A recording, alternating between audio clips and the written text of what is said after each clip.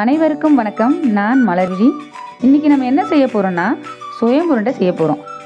சுயம் உருண்டை நல்ல சாஃப்டாகவும் ரொம்ப டேஸ்ட்டாகவும் இருக்கும். வாங்க அது எப்படி செய்யறதுன்னு பார்க்கலாம். முதல்ல பச்சை பயிரை, ஒரு ஏலக்காய், கொஞ்சம் சால்ட்டு போட்டு குக்கரில் ஒரு 4 விசில் விட்டு எடுத்து வச்சுக்கோங்க. இதை மிக்சி ஜாரில் போட்டு ஒன்றும் பாதியமாக அரைச்சி எடுத்துக்கலாம்.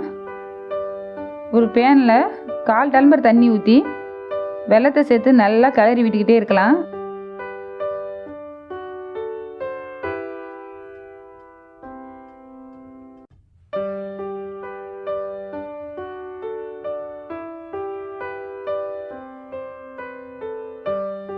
வெல்லம் நல்லா கெட்டியான பதத்துக்கு வந்த உடனே வடிகட்டி அரைச்சி வச்சிருக்கிற பச்சை பயிரில் ஊற்றிடலாம்.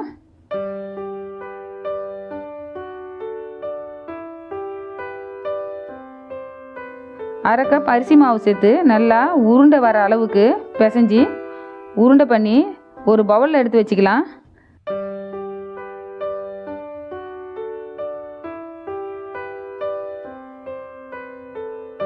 இப்போ மைதா 4 ஸ்பூன்,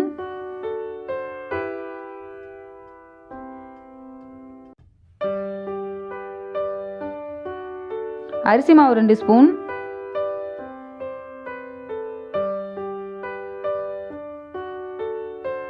தேவையான அளவு உப்பு சேர்த்து கொஞ்சம் கொஞ்சமாக தண்ணியை ஊற்றி இந்த மாதிரி தண்ணியாக இல்லாமல் மீடியமாக கலக்கி வச்சுக்கலாம். இப்போது பேன் சூடான உடனே ரீஃபண்ட் ஆயிலை ஊற்றிடலாம்.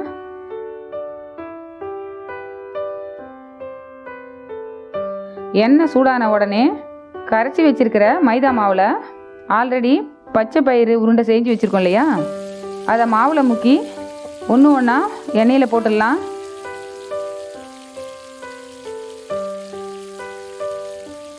இப்போ இதை திருப்பி விட்டு நல்லா பொன்னிறமாக வந்த உடனே எடுத்துடலாம்.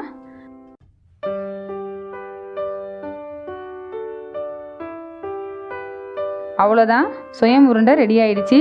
இது ரொம்பவும் ருசியாகவும் டேஸ்ட்டாகவும் இருக்கும். நீங்களும் இதை உங்கள் வீட்டில் செஞ்சு பாருங்கள், சூப்பராக இருக்கும்.